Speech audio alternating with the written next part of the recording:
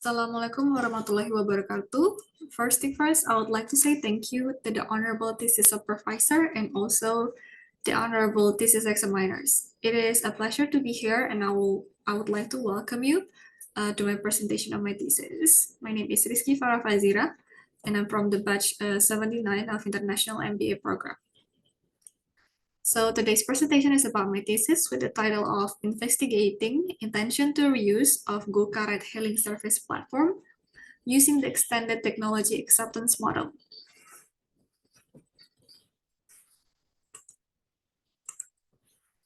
To start, I will be delivering some background information regarding the thesis.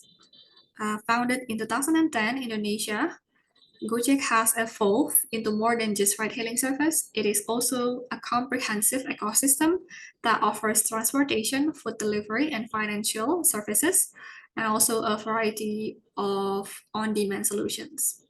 A study by IMBA study reveals that Gojek holds a dominant position in the market, preferred by the 82% of the participants, compared to other solutions such as Grab, Maxim, and InDriver that exhibits comparatively a lower rates of user adoption.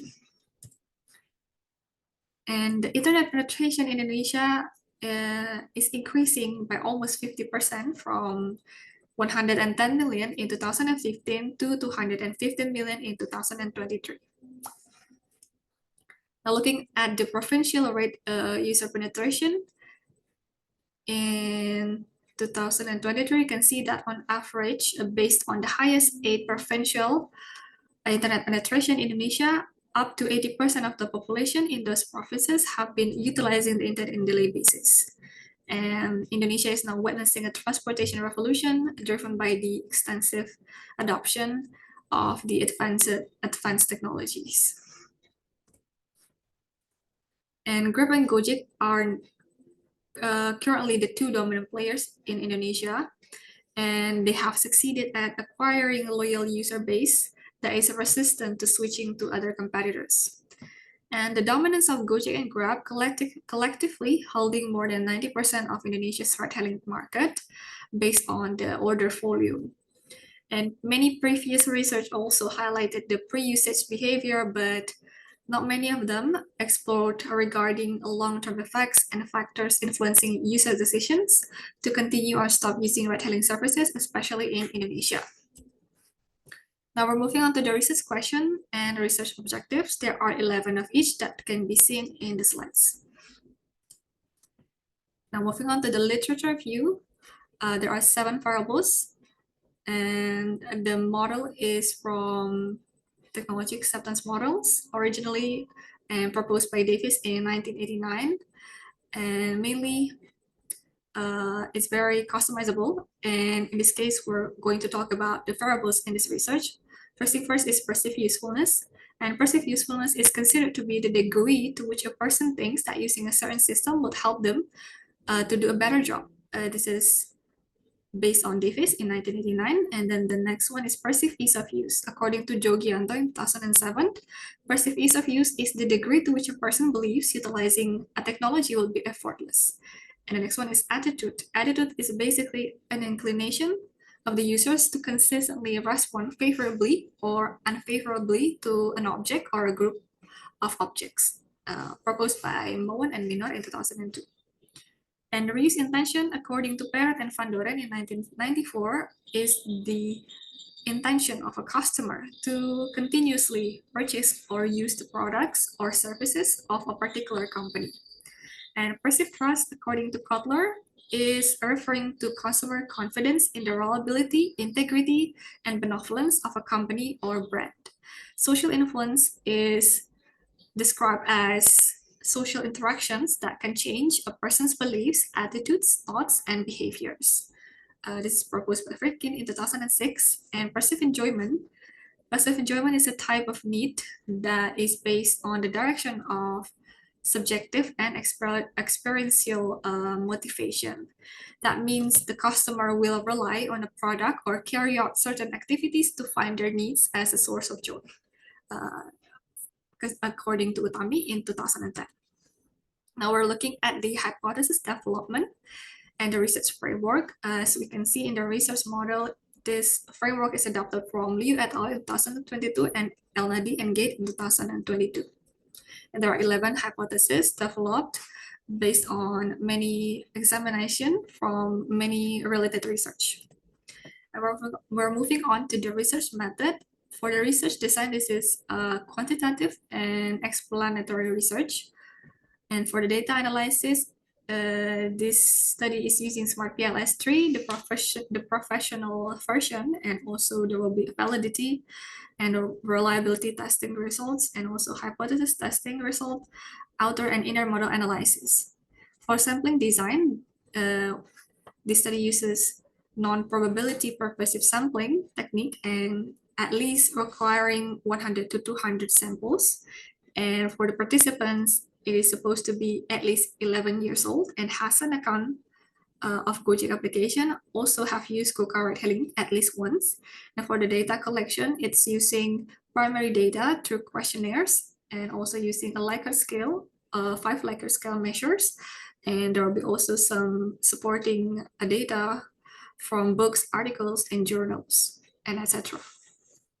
Now we're moving on to the respondent characteristic. And we can see from this table, there are, at the end of the study, at the end of the data collection, the researcher succeeded at collecting 112 responses, and 65 of the respondents are females, and most of the respondents are also a young adult to early middle age, and it is dominated by the high school and bachelor degree graduates. And most of them already have Gojek accounts for more than 3 years, and 51% of the respondents stated that they sometimes or several times a month uses Gojek ride-hailing services. And we can see from the descriptive statistic that perceived usefulness has the highest average value. That means most respondents believe they will develop an intention to reuse GOCAR application, and they agree within the items provider of the questionnaires. And meanwhile, for the perceived trust has the lowest average value, but even though it's lowest, it can still be seen that two out of those 3 items perceived trust still have average score that is considered to be good, which is higher than 3.5, indicating respondents lean more to the agreeing side. And perceived trust also has the highest standard deviation, that indicating the variable has the widest variety of respondents' answers. And in the other hand, perceived usefulness has the lowest standard deviation, which means that the respondents' answers tend to be more similar compared to the other variable. Now we're moving on to the outer model analysis, which is the convergent validity and FEE. From the table, we can see that the indicators produces an outer loading value of more than 0.7. So in other words, it can be said that the instrument of the research has been able to measure the 7 variables above. And for the FEE, we can see that all the variables exceeding 0.5, then it is confirmed to be that the model is valid. And for the discriminant validity, the cross-loading value of each variable exceeding the threshold of 0.7, and that means the research measurement is considered to be valid. And for the composite reliability and combat alpha, also exceeding 0.7, that indicating all the 7 factors mentioned above are considered to be reliable. Now we're moving on to the multi-inner model analysis, the multicollinearity test, or VIF. And based on the table above, VIF value for each variable is less than 5, that indicating a low level of bias between variables. And for the R-square, we can see that it can be concluded that all those 4 variables, which is attitude, perceived ease of use, perceived usefulness, and reuse intention, can be explained by the other 3 independent variables in moderate level. And we can go straight to the Q-square result. The PLS3 analysis program employing the blindfold technique to obtain this value. We can see that a Q-square value is greater than 0, that indicating predictive capacity. So it means that all endogenous latent variables is greater than 0 and appropriate in explaining endogenous factors. And we're moving on to the hypothesis testing, which is the path coefficient value. We can see that the hypothesis 8 and 9 proven to be unsupported, as we can see that From the t-statistic value, the social influence was proven to be not statistically significant. And for the hypothesis 1, 4, and 5 has the highest significance value, as can be seen from the t-stat value, indicating that perceived usefulness, perceived ease of use, and attitude have the highest influence towards reuse intention. And we're moving on to the conclusion and managerial implication.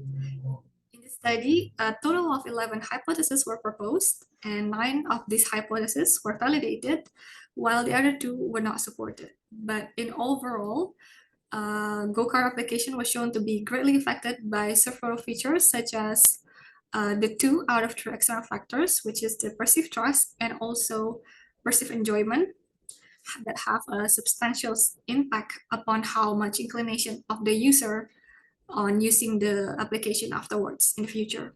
And another one notable finding is that social influence, which refers to the influence by the prior groups or close individual, has a minimal impact on the usefulness and ease of use of the application. And also the study has some insight for the stakeholders, specifically to Gojek and other transportation network organization, especially in Indonesia. First thing is company leaders should take into account factors such as security and comfort, and the degree link with the perceived usefulness is most significantly and positively influenced by the perceived level ease of use. So the degree to which user find the program is user-friendly will determine how valuable they perceive the application and how often they will use it in the future. And for the limitation and future research, we can see that the sampling bias in age group, because most of the participation are coming from through social media and also from the young adults, that will create a limitation as the finding may not be representative of a diverse age range. And another limitation is the research only focus on specifically 3 external variables, which is the perceived trust, social influence, and also enjoyment. And there are many other potential influential factors like incentive or promotion that is not taken into account, suggesting a narrow scope. And also the small size sample. So the study only utilizing data from 212 participants, which is considerably small. And the researchers suggest improving the distribution of questionnaire to a larger samples and also incorporating a wider array of factors that could influence the acceptance of ride-hailing programs. And that's the end of the presentation. I will look forward to the insightful feedbacks, and I hope this will serve as a platform for a meaningful discussion related to the contribution and also my thesis research. It is such an honor to be here and such a pleasure also to be here. Thank you for your time and your attention. Wassalamualaikum warahmatullahi wabarakatuh.